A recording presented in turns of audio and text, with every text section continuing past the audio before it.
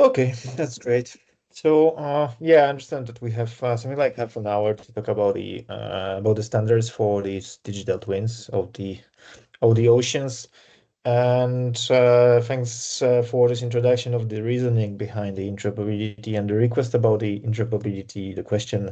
So, just one more thing I would maybe uh, like to add to what Bente said is the standards are the things that people are building, and uh, I think that maybe it will come out of this presentation, so maybe that's the general thing.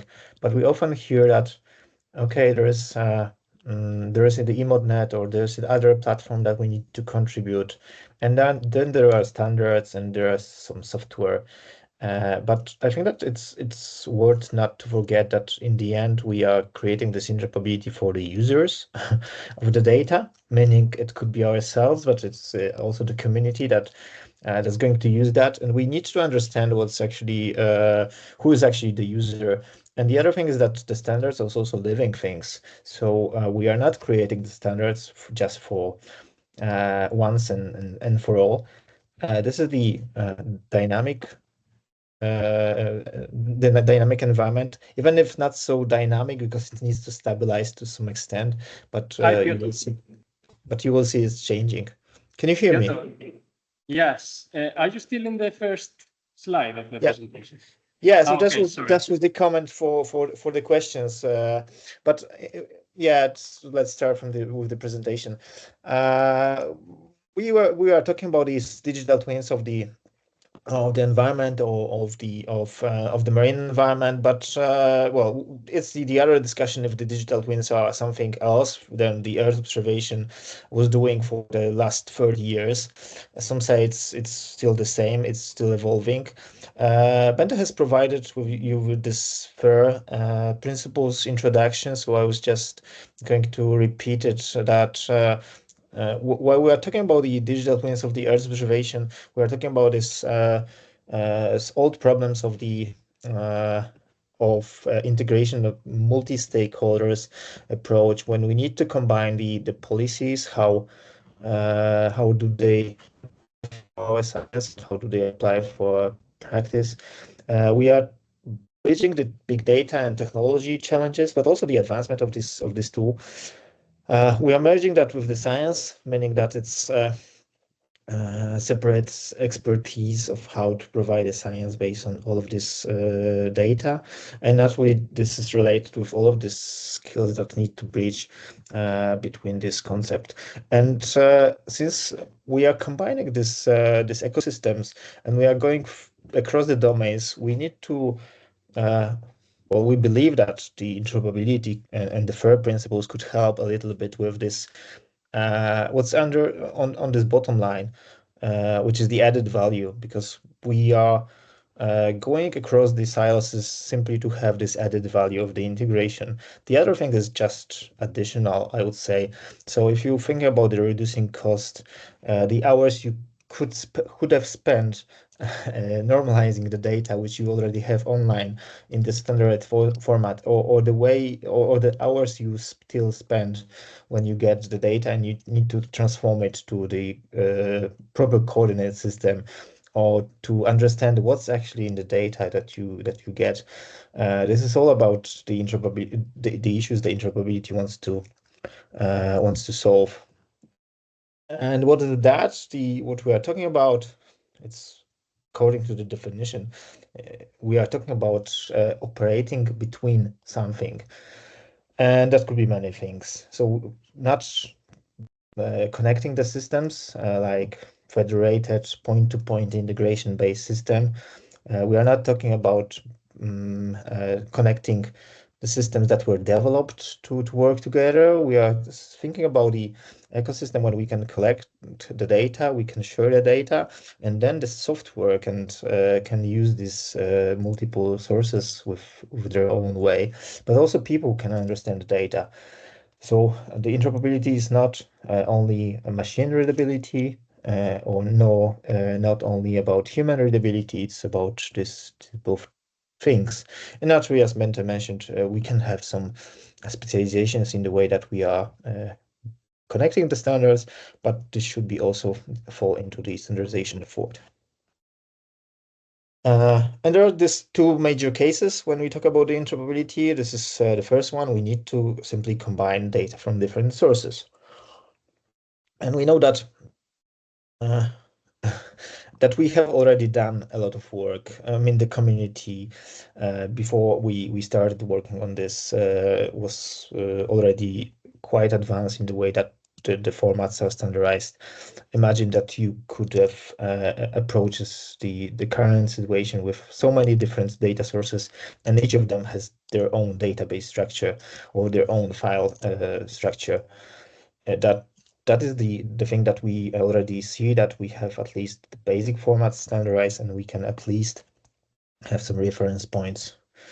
And then we can combine these many types of the data, and many types of the data, meaning that not only they can be of vector or raster or grids or multidimensional data, but we are talking about the data that are coming from many sources, meaning Earth observation data from radar, Earth observation from optical sensor, the in situ data. All of them has different characteristics, and we need to understand how they behave and how do we want to combine this data, because it's usually going. When we observing the ecosystem of the application of the Earth's observation, it usually goes through this path, and it's good if it does, because sometimes it's starting from the middle. Sometimes we simply have the case, okay, we have some data, what we can do with that, but it's always good to understand who is the potential user, and the idea that was extracted from the projects prior to Iliad, like eShape, was that we need to start really from co-design, and we need to understand what is in the data, but we need to understand what added value we can create. And this is like a chicken egg problem, like usually that the scientists have the data, has the solutions, and but the users has their needs, and to match it is the tricky point to for all of these value added applications.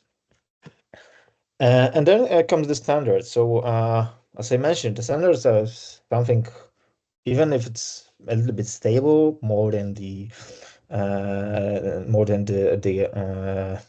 cutting edge research, it's also something that is aligned with the research and aligned with the trends and with the technology that's evolving. So the standard is trying to reflect the best engineering practice, or it's trying to reflect the knowledge or the science that is behind the standards. But it's also something that needs to be useful, and it's the users of the standards who are defining if the standard is useful. And these are the users of the standard who are actually getting to the point where the standard is not sufficient for them. And what we hear often is that, okay, do you have the standard for that in OGC? Or do you have the standards that could reflect what we want? Or we have this data and we want to integrate it, and really we need to get some additional standard for that. And that is the point where you should really think that maybe this is the opportunity to create this new standard, to create the community to create this standard, because this is not that someone from the moon is creating this. These are the organizations, like national ones, which are entitled to provide the standards, and they are endorsed by the nations, like ISO, and this is like the top standardization organization. As you know, it's many branches, many specializations. When we talk about the geospatial, it's mostly about TC211, the geographic information and geomatics, which is like the reference point for all of these geospatial standards. And it's producing the standard that are approved widely, and they are defined on different levels. Then goes the OGC, which is the community-based standardization body for the geospatial information. It's aligned with the ISO, meaning that if you are implementing something compliant with the OGC, it should be compliant with the ISO. and it's providing some more practical standards on this implementation level.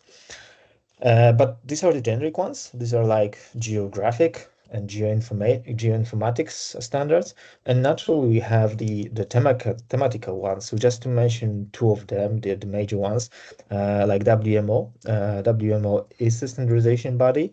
Uh, it's also aligned with ISO, and OGC has also this alignment. So the idea is that the WMO data, compliant data, is also compliant with all of the standards. And IHO, as its own body, is specialized for the cases I will just mention in a second. But here the idea is that it's also aligned with the ISO model, but it has quite deep specializations of the data that is sharing. And if you are familiar with these IHO models, you will know that they are quite in depth, defining what is the way the the navigation charts are created. So the whole series of 100 is about the ways that the maritime is training the data about their operations. So this is covering the protected areas. This is covering the traffic. This is covering the whole ecosystem, including the bathymetry and the physical environment, and all of that is specialized for these different data types. And even if it's sharing the same concepts like geometrical ones, these have the specializations, and but the value is actually in this specialization, that we can understand what is in the data without studying the sources and without studying the documentation of each of the standards. Uh, and these are let's say, uh, the dashboard of the OGC standards as they are defined for the moment. If you were working with the geospatial information on the web, you probably came across the group of the OMS services, OGC web services, like the Web Feature Service or Web Map Service. These are all about the data on the web. So the data that you can display on your browser, you can query through the web, without need to download the whole database, and to execute the services on the web, either the light ones, like a combination of the bands of the satellite imagery, or execution of the whole workflows that are behind the services. This is being refurbished, so if you are now looking on the OGC resources, you will come across the OGC APIs. Because the world is changing and the technology is changing, the OMS services were defined somewhere like 30 years ago, which means that they are longer in use than many people in this Earth observation community are actually making the research for the moment. And there are new kids in the blogs, there are new challenges and also new technologies that are enabling better exploitation of the data. And here comes the OGC APIs, which are the modernization of this OMS services, but also with the tools that can exploit the technology and the new trends. And I will say it in a second. Just to mention that this is just a part of the geospatial information. The environment monitoring is naturally not much interested in all of the domain of the urban information, like city models, but clearly the marine and maritime community is using the observations models. And as you will see here on the bottom, we have the whole stack of the standards related to sensor and sensing. These are all aligned with the ISO, and they are quite widely adopted in many ways, meaning that they are ISO standards implementing the sensor and sensing. These are the standards which are describing the sensor itself, the procedure of the sensor, but also how to share that and how to express this information of the observation. And there are those specialization of domains like water ML and time series ML, which are simply the built by the community. And here is actually the power of the communities like OGC, that the members, when needed and they gather together, that they need the specializations, they are creating the working group and creating the standard between them and between the other stakeholders that are interested in using that. That comes with the implementation, because the implementation is actually the way as the standard are used. And the standards are not only about mm, the catalogs. I will come in a second, and the data access, but it's also worth to remember that the interoperability of the data is related to licensing. So Bente was mentioning geo principles and the licensing approach for that. So just to mention that it's clearly visible that the licenses case is one of these raw models for these building blocks of standards in terms of the way we are dealing with data, and it's somehow between the technological and behavioral interoperability that we are creating the data, and we need to understand how the data can be used. So we can naturally grab any any data from the web, but if we want to create services, or if we want to create a research based on that, we should be aware of what are we allowed to. And the way that Creative Commons is proposing that is providing this kind of discrimination. So at least the idea is that since we are integrating this data with these different tags, we should be able to infer what is actually the rule of access in this data. And if you think about this building blocks of tagging the data, it's relevant for all of the processing. So the licensing, the legal concerns is one of them. But if you think about any quality measures that are related to the data that you are using, it should be similar, that you have the data and the input with the quality measures or the licensing, and in the end you have the way you can infer the outcomes based on these building blocks. Because we are using this many sources of the data. And as mentioned, the FAIR principles start from F, like for fair, for findable, and the first step of this data exploitation is really to find what you need, meaning that you can use the portals, the specialized portal like we have now on the web, which can be the data lake, but can be also the federated searches. This can be general searches like Google or Bing, or this can be specialized searches like CDataNet and EmoNet, which is providing simply the data lake on top of many sources of the data. But all of them are more or less aligned with the common approaches of the standards. There are not so many people that really want to implement their own catalogs uh, because of the heritage, because it was quite clunky and quite challenging to set up their own catalog. But now it's a little bit easier maybe, and if you look on the standards like Stack or Record API, these are quite lightweight, and actually you can generate this kind of stack records or record based on your data. It's not so challenging, and based on that, you can already contribute to these communities and to these catalogs. And this is also actually required sometimes by these catalogs, that you generate a stack record to be integrated with the general search engines. And the metadata is naturally not the thing that everybody's uh,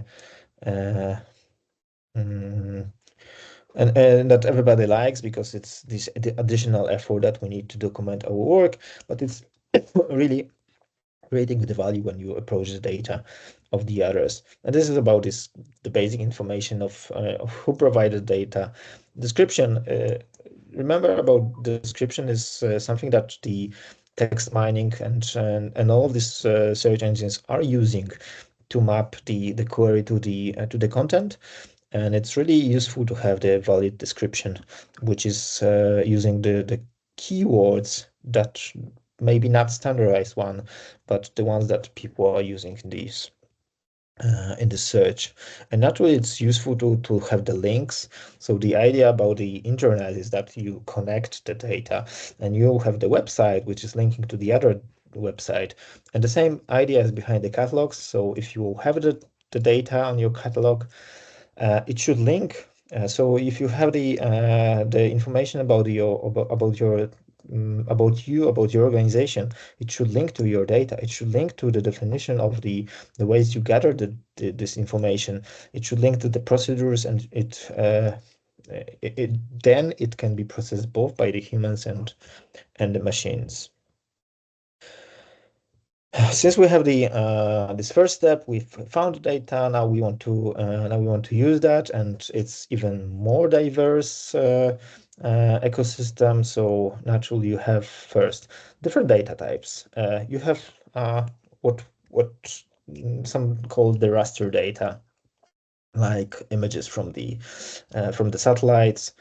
Now they are stored in various formats, but the cloud optimized GeoTIFF is probably the cutting edge technology to store the data. That's the raster type. So if you're aware of the Earth observation data, it has the bands. The bands are related to the frequency of light, the reflectance, and then combining the bands, you can get various indicators that are characterizing your surface, and that is usually two-dimensional data, meaning that it's covering the area with image. This is also quite clunky. So if you are using the satellite data, you know that it's sometimes several gigabytes that's taken from one scene, and not always is matching your whole area of interest. So sometimes you need to combine several of those in one place to cover your area. And then if you want to share it on the internet, the web services are really getting you this advantage that uh, even that you can access the cog file, which you can access randomly, the chunks of the data. This is cloud optimized format already. You can have various reference system, and you can have the data simply not matching. If you put it on the maps, it's simply not the same coordinate system, and you need to convert it anyway. And you can do that naturally on your client's side. But if you want to make use of the cloud, you are usually setting up the transformation on top of the data in the cloud. If we are talking about the marine, naturally there is a bunch of other formats that are covering this multidimensional space. Sometimes they are called coverage, and if you look for the definition of the coverage, it's defined as the function, meaning that you have the space and in space and time, like the area of interest with time window, and then each of the points in this domain is mapped to the value. So if you are thinking about the examples like the most typical cases like sea surface temperature, the surface temperature is defined for region like the sea, and each of the pixels in the sea image, which has the resolution, has the value in this coverage. And without this quite capacious model, you can have this many representation of your numerical data. It doesn't have to be gridded data, or it can be really regular gridded data, but the concept is the same always. So you have many dimensions. We have longitude, latitude, and time, but we can have also the trajectory or time slices or time series, and it's all standardized based on the templates. And you can you can store the data in these different formats. Some of them are optimized for the web. So in particular, this one, the Zara format, you can access randomly on the web, meaning that you don't need to download the whole file to get simply the trim of that.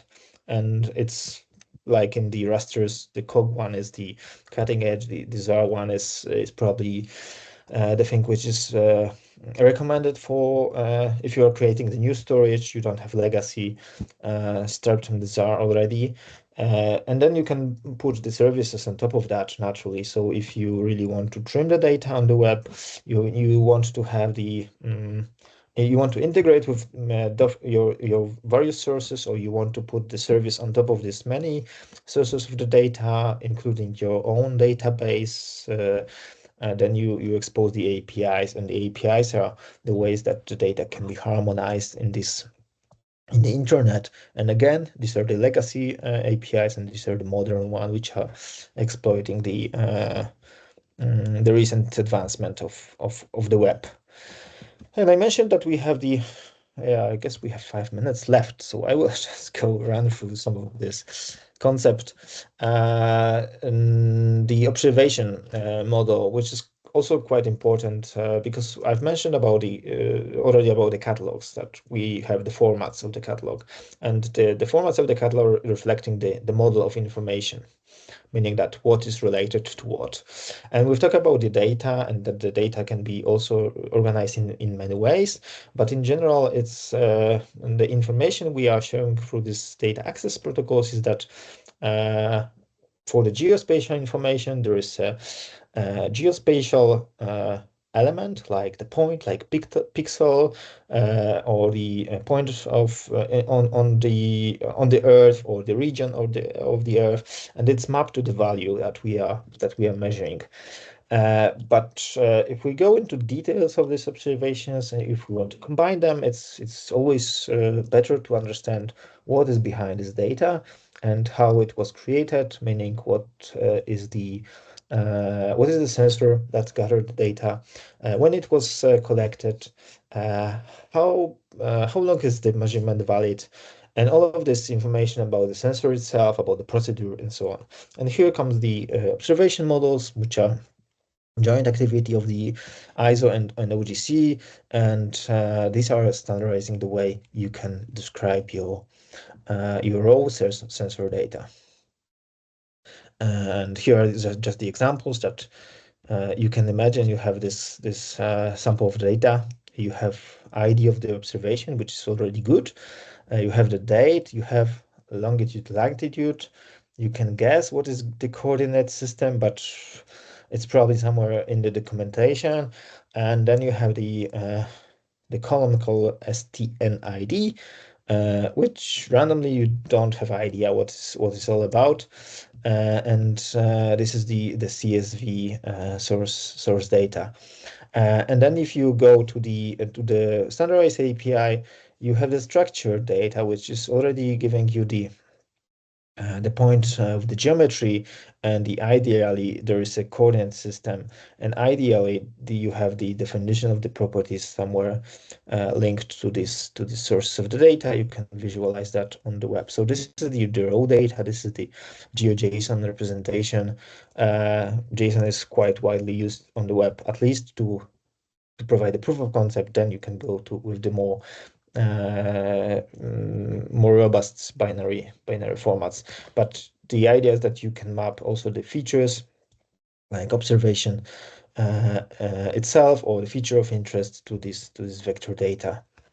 And then if you want to access it at bulk, so if it was mentioned already or not, we have now the requirements of the ideas like Inspire, which is requesting to have the bulk download, or as well as the API-based download. This kind of APIs, like EDR or Coverages API, something in the middle. So they are these are bringing together the capacity of bulk download, so you can access the whole netcdf file or the whole ZAR file and ingest into your model, but you can also select it by this many many geospatial information like the bounding boxes, the typical ones.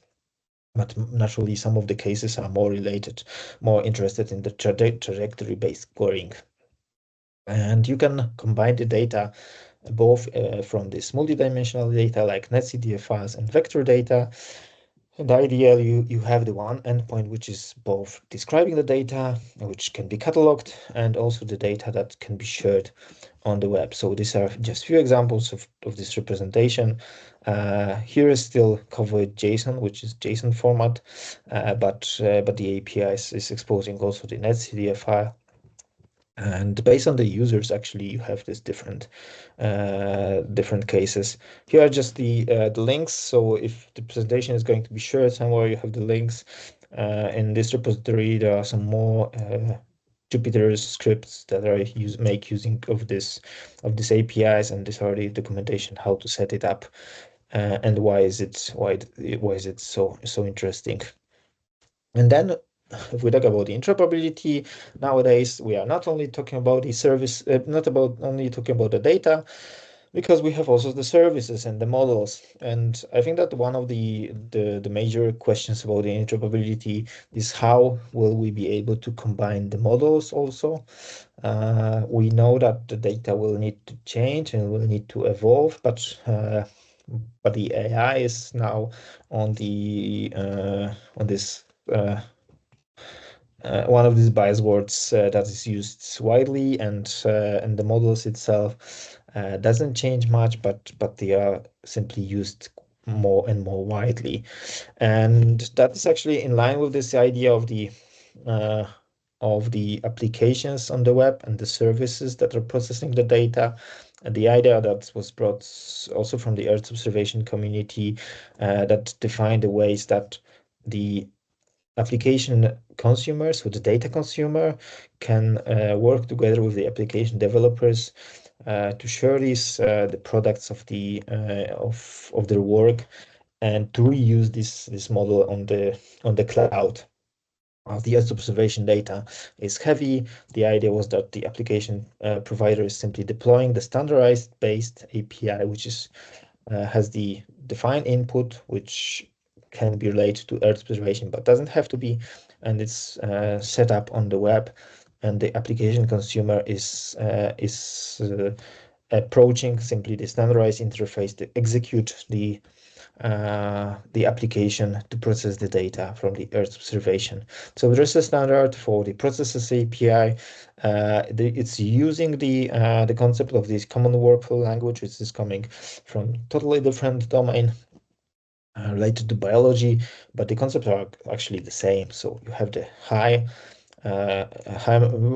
large amount of data you want to expose the services on top of that, which are well defined and which are well described and which are trustful, so the users can really make use of them. Because in the modern science, we have actually the combination of the classical physical modeling and machine learning based modeling. These are usually complementary approaches, so you can both train your data with the synthetical data which is generated from your physical model, or you can train your physical model with the data which is parameterize with the machine learning, or you can learn teach your machine learning model with the physical constraints which are limiting them. And really the value of this integration is more robust, more reliable, and more portable applications. But if we want to make the application really portable and be able to use the same model in many regions, we need to retrain them, and the ways how it's trained also needs to be described. So there is a lot of work going under this with the spirit of interoperability of the models. I just draw your attention to the OGC testbed, which has been working on that and will continue on the ways that the applications itself can provide interoperability. There is first approach to set up the training ML, which is standardizing the way that the models are trained. meaning it's going a little bit deeper in this digital twins ecosystem of the applications and training data. There are some services which are defined in the in Iliad, which are already using this some of these ideas, and there are good recommendations. What should be the way we are describing our applications? And that's all. Probably I will not go to about the generative AI because we are probably already late. Just to mention these few takeaways, and again, if this presentation going to be shared, and on the end of that, there's a list of references that were collected working on this presentation with some references to the standards and which ones could be used for which cases. And with that, I would thank you and listen to questions. Hi, thank you so much. Very interesting presentation. Just to see if we could start, just to see the web page of the OGC, just to see where are the tools, standards, etc., APIs that you have mentioned during your presentation. And the other question that I have is, for instance, when we have images acquired by underwater cameras or cameras in gliders, RCFI vehicles, etc., etc., etc. If we could go deeper into any standard or any protocol or something like this to share this data, okay, this kind of data. If you could mention something about it. Thank you so much. Yeah, so thanks for this question. Yeah, when you when you want to implement something based on their standard, that's the first challenge really to usually to know what standard is going to be used and what you should use to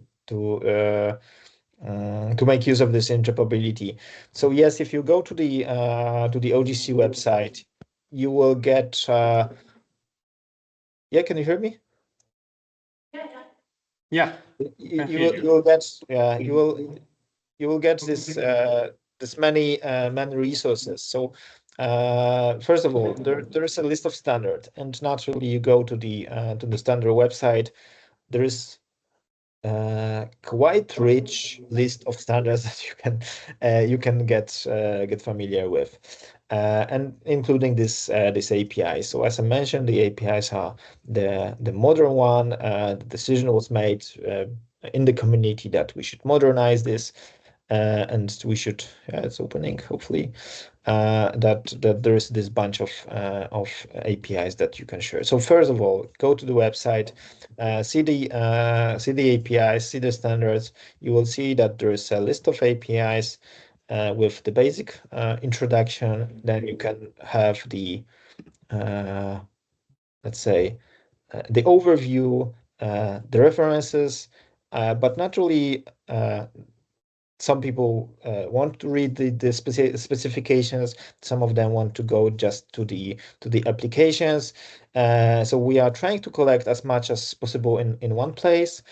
You will get all of these links. Some people go directly to the GitHubs. Some of them are going to the implementations. So it's always good to see the examples, and with the open process of standard development like we have now for the APIs, you will see that in the repositories you will get quite a lot of let's say basic information of how the standards is going to be used without crunching the the specifications itself. There is a lot of implementations and the tools that you can see on the web, and you can try it out.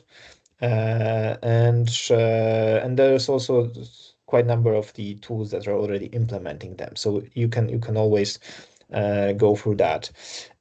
We have these standards. We have the also a number of the research projects. Like Iliad is one of the research projects that we take part in, but actually OGC is also organizing their own research activities. And if you go to the innovation program, you will also see that there's a number of projects that are happening now. and usually there is something that about the cases that you were talking about, even if the domain is not related. So, for example, if you were talking about cameras and the cases with collecting information from cameras and combining it with the geospatial information, that may be more aligned with this with the project that we have already finished, which was about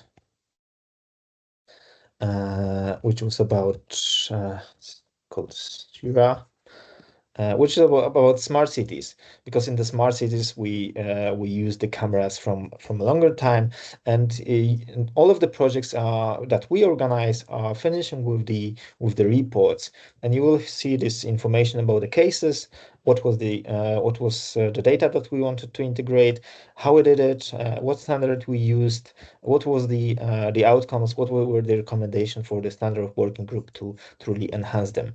So yes, this is not like an thing that you can do in 5 minutes, but usually you can find good resources either on this website or on the web about the OGC standard, about these examples, and naturally there's also a community. So you can also approach our Slack channel, and the there is one open Slack channel. There is the second one for the members, but in the open Slack channel you can also ask about your use cases, or if there is a good reference for that, if there is something to work on, because sometimes simply we need to work together on these new standards. So I believe that this is not answering your question, but this is maybe more like an invitation to come to the to the website, come to the OGC. We are here in Iliad also to network and to answer some of the questions, and to give you the linkages to the members, because you will also see that we have now something like 500 members, and 1/3 of that is the public administration, meaning that these are the clients of the second part, which is the IT and the providers of the solutions. So you will also get in this all of these documents, you will get the references to the partners which are implementing these solutions and which are experts in that field, and also to the academia and universities which are on this cutting edge of the science of interoperability, and really driving a lot of the research. And yeah, there's also the opportunity to come across these members, and either in the membership or outside. Thank you. Okay, thank you. Any more questions? Yeah, we have another one. You want to come here?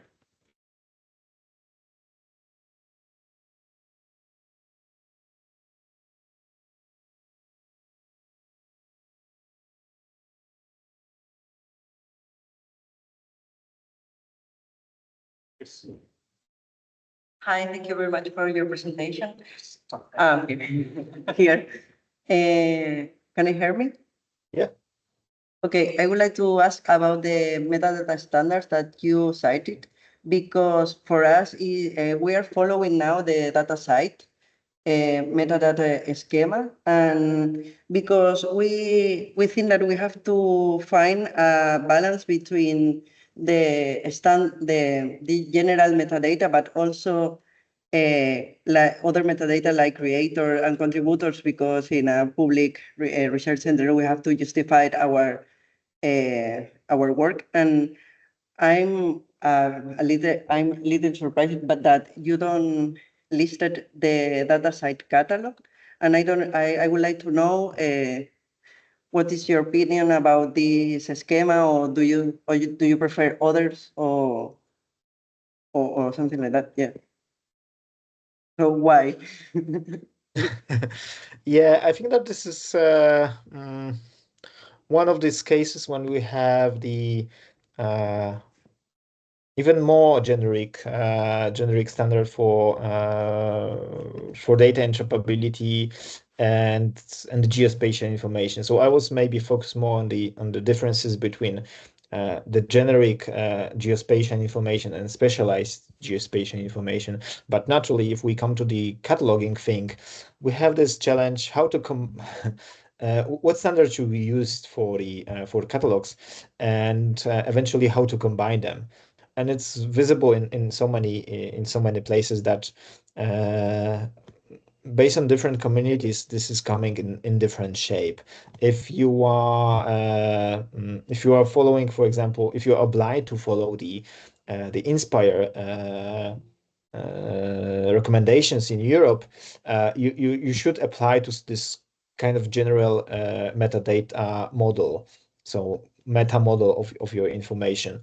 And this is geospatial. The data side, as far as I understand, is not geospatial, but it should have good reference to the well-known ontologies. So yes, it's I'm not saying this is a good or bad approach. If you have the geospatial information, and if you want to if the people who are actually trying to find the data require this geospatial information, you should include this geospatial information in your catalog, but you can combine that as well. So it's not that you must follow one of the or the other standards. It's like the thing I heard a long time ago. You sometimes need to support the BMP file and sometimes JPEG file, but often you need to support both of them, and often you need to have data side information as well as geospatial information based on your users and your applications. But also I think that while you use the standards which has a quite large community, you will find out that these are referring to the same information models. So I'm not sure about the data side, but I would guess that it has at least the mapping to the DCAT, and the ISO models has also mapping to the DCAT. So in future, in our AI-based ecosystem, they will find the mappings between each other. So I'm not saying it's doable now.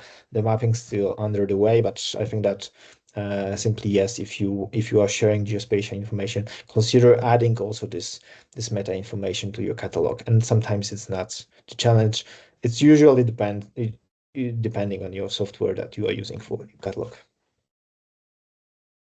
Yeah, thank you. Does that answer the question? Yes. So do we have any more questions? No. So thank you very much, Piotr. Yeah, thank you very much. Thank you. Do we have any questions for Bente? Hi, how are you?